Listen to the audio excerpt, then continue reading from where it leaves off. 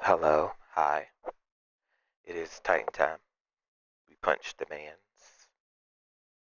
Alright, so, the Ruster. This is a replacement for your barricade. It's a class ability. As long as you're touching the ground, you can thrust ha in any direction. Um, yeah, it's nice for movement. It's also good for doing things that involve using your class ability to regenerate something similar to Hunter Dodge. So, nice. Alright, Fist of Havoc. This is the super initial uh, activation has you slam onto the ground. You leave a big radius of electrified energy on the ground with your heavy attacks afterward. The higher up you are, the more aftershocks and the more damage that would be dealt on the aftershocks that are on the ground. Light attacks are just a little shoulder charge, but a shoulder charge does do a lot of damage. Um, this ultimate is disappointing.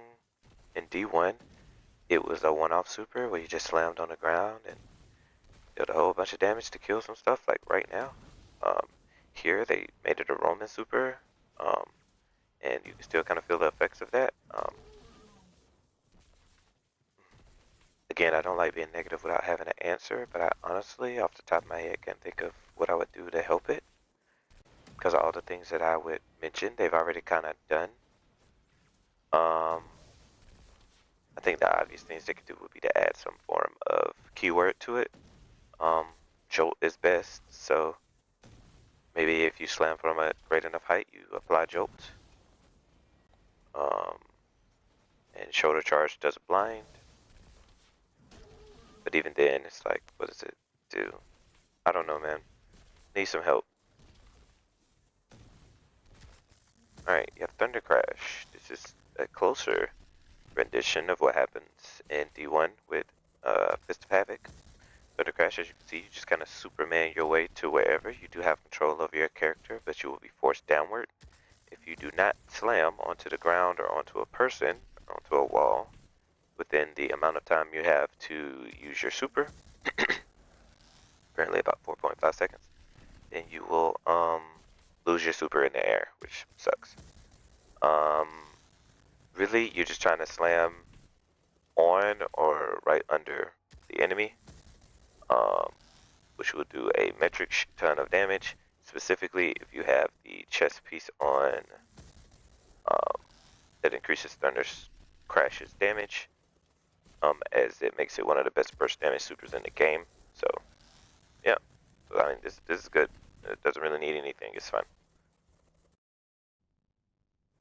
Alright, Ballistic Slam. It is a small version of the super we just did.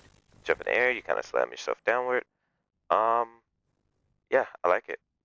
Now, I did not know this, but apparently you grant more super energy per enemy hit, which is a good incentive to use this. I was going to suggest some changes, but with that in mind, nah, just go for that, actually. Just lean into that. It's actually,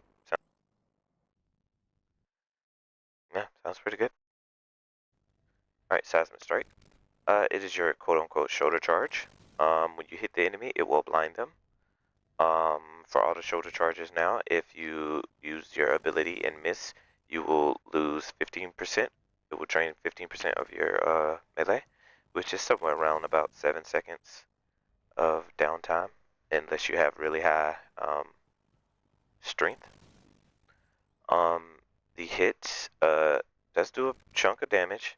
It is specifically potent if you are both amplified and have knockout procs. Both of these are in the arc aspects. And prismatic as well, actually.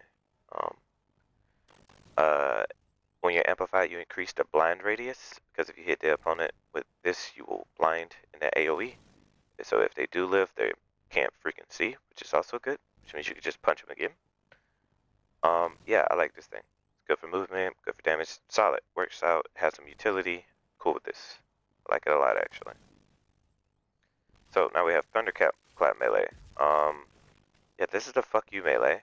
You charge it up, and it does like metric shit tons of damage. Like lots and lots of damage. Because Knockout is getting a buff, I've mentioned it twice, we're gonna get to it here in a second. This is an even stronger melee, and if used properly, should be able to be a good burst damage tool versus yellow bars, because you're still not using this versus the boss, but in every other situation, I can see this being a useful endeavor. Right, Juggernaut, I hate this thing. While you're sprinting, and you have full class ability, you will put a shield in front of you.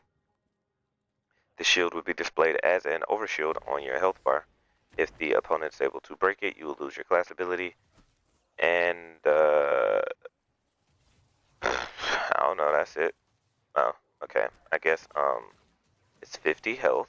I should be explaining more things, even though I hate it. It's 50 health. If amplified, you get damage resist on the shield, which is effectively closer to 75 health, according to the Destiny Data Compendium. I didn't do any of these numbers myself. I'm not smart enough for that. Somebody else did it. I'm just presenting you with the information. Um, yeah. All right. I'm done being nice. Hate this thing. It was annoying in D1 because it made it where you just couldn't really deal with Titans, and I don't see anybody using it in D2. Why? I don't even know, to be honest, because I would imagine it would be annoying in PvP, but you know, I'm not using this in PvE. Yeah, shit's garbage. Moving on. We have Knockout. Now, this one's a bit more complicated, but try and follow me here. Knockout gives you a damage increase to both your base melee at 100% and your charge melee, which will also, I believe, be 100% after the buff, to your charge melee. Your basic melee will now count as a charged melee for 6 seconds once you proc Knockout. The Spark of Feedback, which is once you take melee damage, you increase your melee damage for a short period of time, has been reduced to a 40% damage increase, which stacks on top of the other melee damage increases that we spoke about previously. To proc Knockout, you have to break an opponent's shield or simply do enough damage to a single opponent. Ooh. Alright, so if you get a kill with Knockout, you will become amplified. Also, you get chunks of health depending on the rank of enemy that you kill. It used to be health regeneration, but they just changed it recently as of Tuesday, June the 4th. You will be getting a chunk of health instead. um, yeah, that's it. I'm glad I got through that. So this is one of the best ones on the class to have, what, 4, 5, 7? I was off, dude. 7 seconds of double melee damage and now double charged ability melee damage is bananas, especially when you pair that with the fact that they keep nerfing everything that lets you 1-2 punch, so you basically just get 1-2 punch for free here. So this is just pre-nerf 1-2, well, not pre-nerf, but this is like 1-2 punch, but with less shotgun necessary. Yeah, this is just gonna make all of the melees that you were gonna do anyway better. And specifically, I think this works for Thunderclap, because there's no way they didn't time out Thunderclap to work with the cooldown for a knockout. Another thing to note here is that every time you punch once with knockout, it will go away. It used to be a continuous timer, but of course PvP ruined everything. And then the last thing we want to talk about here is something we don't really need to talk about here, which is Touch of Thunder. Touch of Thunder is the enhanced grenades that each one of these subclasses have um, for different elements. Titan is the recipient of the arc variation. Um, I've gone over these in the grenade section, so I'm not going to go over them that much, but I will quickly go over at least the types of grenades that are affected by Touch of Thunder. storm grenades, pulse grenades, lightning grenades, and flashbang grenades. If you want more information, then you should go to my arc grenade video. Well, that's all for the Titan.